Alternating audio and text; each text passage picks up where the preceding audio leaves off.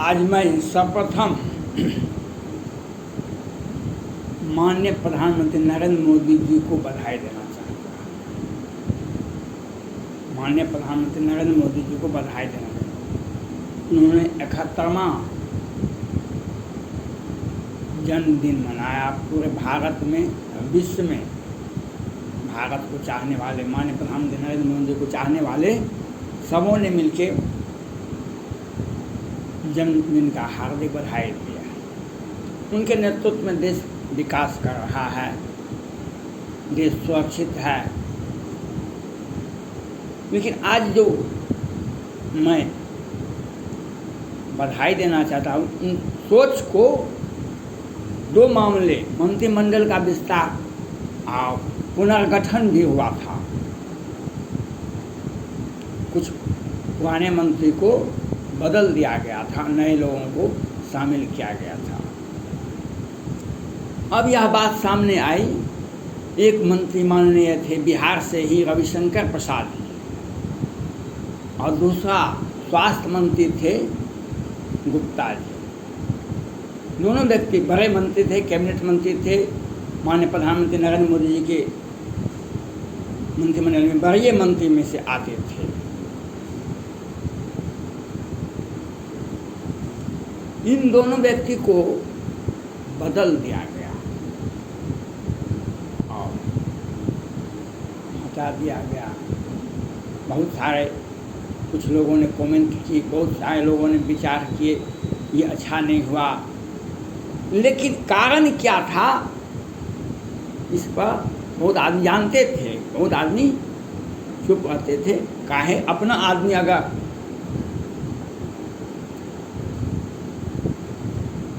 को कष्ट होता है तो बहुत लोगों को कष्ट होता है। क्यों ऐसा हुआ? माननीय प्रधानमंत्री नरेंद्र मोदी जी ऐसा क्यों किए? दो मामले हैं। सुनंदा पुष्कर केस में doctor Sudhir Kumar Gupta ji postmortem report देने वाले पहले व्यक्ति थे। आज शशि थरूर जी बाइज्जत बरी हो गए। अब वो ये न्यायालय नहीं जाएंगे। सुनंदा पुष्कर केस में ये अब न्यायालय नहीं जाएंगे, आपको मैं बता रहा हूँ। और बिहार में जिस तरह से पटना हाईकोर्ट के बड़े न्यायाधीश थे राजेश कुमार जी, 2020 में बिहार सरकार और कुछ लोग थे साजिश में, जो सृजन घोटाले के बड़े आरोपी को लोअर कोर्ट और वैकेंट कोर्ट से जमानत दिलवाए थे। और उसमें सभी व्यक्ति, माननीय न्यायाधीश, सभी व्यक्ति एक जैसे नहीं होते। सब बहुत में ईमानदारी पराकाष्ठा होती है। वे सच बोलने के लिए जाने जाते हैं। वे न्याय के मंदिर होते हैं। राजेश कुमार जी पटना हाईकोर्ट के बड़े न्यायाधीश थे, मुख्य न्यायाधीश नहीं थे।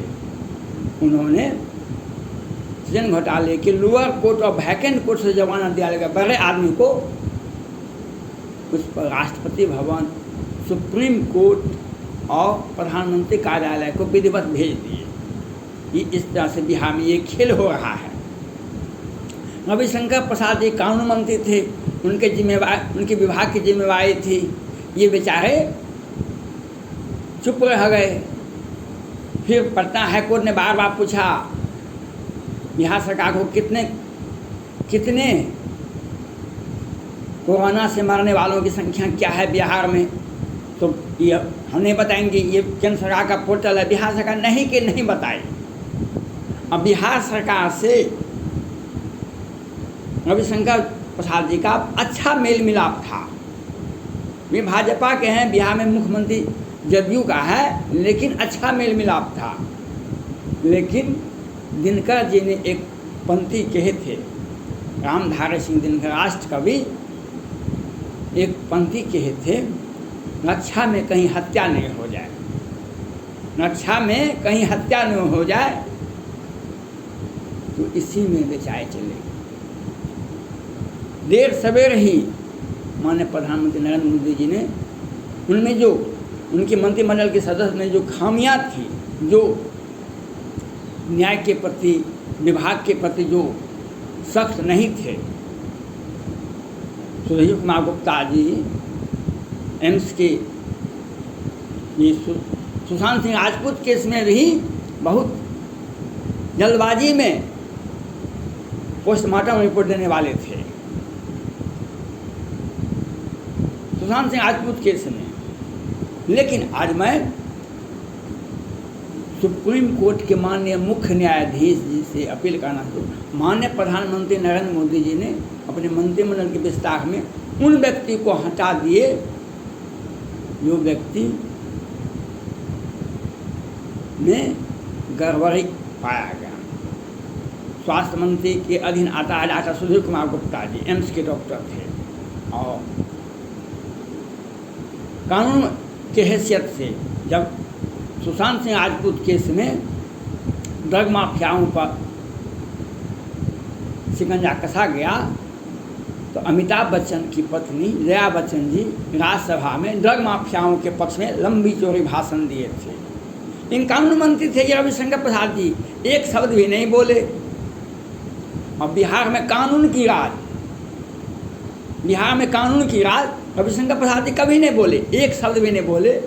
2019 में हुआ था सुनंदा पुष्कर कांड, मुजफ्फरपुर बालिका गृह कांड। तत्कालीन सुप्रीम कोर्ट के माननीय मुख्य न्यायाधीश जी ने इस पर संज्ञान लिए थे। बिहार के मीडिया में कहीं नहीं छपता था कि ऐसा घटना में होता है, ऐसा घटना होता है, हो भी नहीं सकता है। कहीं भी देश और दुनिया कहीं भी यह ऐसी घटना नहीं होती है। मुजफ्फरपुर बालिका गृह कांड बिहार सरकार की संस्था थी, उसको आर्थिक मदद प्रत्येक वर्ष दिया जाता था, लेकिन उसलिए बिहार की मीडिया बिहार सरकार के पैसे पे इनका पेट चलता है, ये कभी नहीं बताए।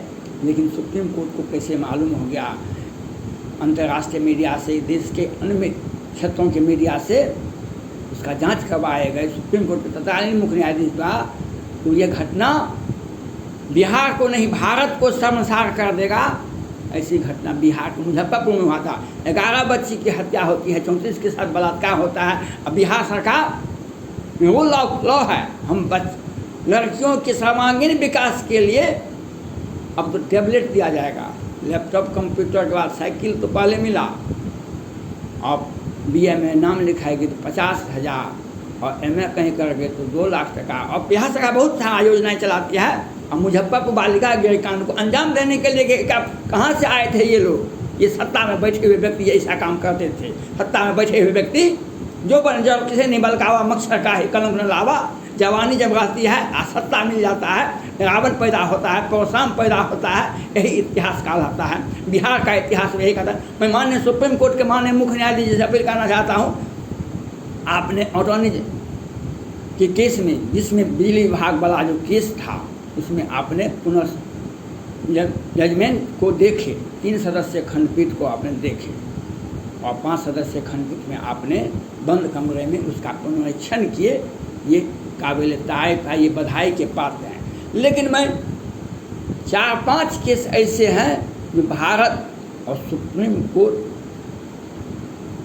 कोई प्रतिष्ठा पर प्रश्नवाचक चिन्ह लगा रहा है। इसको आपको देखना पड़ेगा, इसको आपको देखना चाहिए। एक केस आता है सुशांत सिंह राजपूत केस। सुशांत सिंह राजपूत केस भारत ही नहीं, बिहार ही नहीं, पूरे विश्व में ये केस चर्चा का विषय है। आज सारे अपराधी, रिया चक्रवर्ती जी कल योगासन कर रही है, उसने स्वीकार किया था एक बालिया बयान में, हम ड्रग मंगाते थे, हम ड्रग मंगाते थे सुशांत राजपूत के लिए। मंगाती तो थी, आपने देखा यूरोप में श्रद्धा कपूर, दीपिका पादुकोण, सारा अली खान, रिया चक्रवर्ती जी जाते थे और सुशांत सिंह राजपूत के लिए आते थे, ड्रग मंगाते थे, उनका अकाउंट से पैसा निकाले। ये भी आप जानते हैं, सब जानता है, 15-16 करोड़ टका और करोड़ टका उनको मारने के लिए दिया। किस तरह से उनके जीवन में आए सुशांत सिंह राजपूत केस में, और उस घर में भूत आने लगा और फिर दूसरा घर ले आ गया। और जब पोस्टमार्टम होता है उसमें जाती है रिया चक्रवर्ती, कहते सॉरी बाबू, लेकिन सुप्रीम कोर्ट ने उसे जमानत दे दिया। आज वह सुशांत सिंह राजपूत के पिताजी जो FIR पटना में किए थे, वह FIR पर कोई कार्रवाई नहीं हुई, CBI नहीं जांच कर रहा है। सुप्रीम कोर्ट भी आदेश दे दिए, 45 दिन का जजमेंट का समय दे दिए, लेकिन वह किस धरा का धरा है। ये अब हम अगर जब लालू प्रसाद यादव जी को चारा घोटाले में जेल हो गया, रघुवंश बाबू राजद के बड़े नेता थे, उन्होंने बहुत बयान दिए, जेल नहीं होना चाहिए, ये नहीं होना चाहिए, तंग तबाह किया जाता है। तो मीडिया वाले को उनके पीछे लगा दिया, रघुवंश बाबू के पीछे। और उससे भी अधिक बिहार सरकार ने रांची हाईकोर्ट में अपील दायर करवा दिए, उन्होंने न्यायालय के विरोध में बयान दिए, तो लेकिन रांची हाईकोर्ट के माननीय न्यायाधीश जी ने बड़ी जोर से डांट लगाए। वे कहा कि नहीं, ये अपनी बात रखे हैं, वे न्यायालय का अपमान नहीं किया। लेकिन बिहार सरकार के विरोध में अगर बोलिएगा तो बिहार सरकार ने कह दिया है कि सोशल मीडिया पर हम पुलिस आपको घर से खींच के ले जाएगी, बिहार सरकार के विरोध में बयान नहीं दे सकते हैं। लेकिन बिहार में कितने लोग कोरोना से मरे तो हमने जानते, हमने बताएंगे। ट्रेन घोटाला कैसे हुआ हमने बताएंगे। वेंटिलेटर 265 वेंटिलेटर आप किसके लिए खरीदे थे, क्या 1000 करोड़ का है, हमने बताएंगे। ऑक्सीजन का घोटाला 190 मीट्रिक टन ऑक्सीजन भेजता था भारत सरकार, बिहार सरकार नहीं उठा पाते थे, वो 90 टन ही उठाते थे। क्यों? इनके पास में नहीं था, सिलेंडर नहीं था जिनको ऑक्सीजन ढोने के लिए। आज ये बताते हैं हम इतना, अगर भारत में घोटाला करने के लिए अगर सीखना हो, भारत में किसी सत्ता में मुख्यमंत्री हैं, केंद्रीय मंत्री हैं, किसी भी संस्थान में हैं, अगर घोटाला करना हो तो बिहार में आके सीखिए। एक बिहार में एक अनिल कुमार सिंह जी थे, ये सुपरिटेंडेंट इंजीनियर थे, वे 65 लाख 67 लाख रुपया घात पकड़ाए। उनको पुलिस ने पकड़ा तो कहा कि सो हम भी मुँह खोल देंगे। अब बिहार सरकार क्या किया, सारे इंजीनियर का आय और व्यय और उनका क्रियाकलाप का जांच कर रहे हैं। उनको बचाने के लिए इन सारे लोगों को बचा रहे हैं। मैं सुप्रीम कोर्ट के माननीय मुख्य न्यायाधीश से मेरा अपील है, बिहार के मुख्यमंत्री नीतीश कुमार पर हत्या का मामला दर्ज है, उस पर किस आधार पर वह मामला खारिज हुआ, सुप्रीम कोर्ट से खारिज हुआ, किस आधार पर सुशांत सिंह राजपूत केस का हत्या का मामला ठंडे बस्ते में है, किस आधार पर मुजफ्फरपुर बालिका गृहकांड का जांच क्या अवस्था में है, उस पर ये अगर सारे मामले को सुप्रीम कोर्ट नहीं उजागर करती है तो भारत का और न्यायालय का देश और दुनिया में आप आज सुप्रीम कोर्ट डांट डपट फटकार लगाती है। डांट डपट फटकार क्या होता है, पाकिस्तान के एक हाई कोर्ट के न्यायाधीश जी ने, पाकिस्तान के हाई कोर्ट के न्यायाधीश जी ने मुशर्रफ साहब पर कहे इसे फांसी पर लटका दो और 3 दिन तक वह उसी पर लटकाए रखो जब तक उसे संभावना नहीं हो जाए वह जिंदा हो सकता है। और उस फटकार से वह देश छोड़ के चले गए। लेकिन बिहार सरकार को डांट डपट और भारत में डांट डपट से काम नहीं चल रहा। ठोस निर्णय लेना पड़ेगा सुप्रीम कोर्ट को। ये 4-5 मामले बिहार के हैं, इस पर आपको ध्यान देना होगा। धन्यवाद।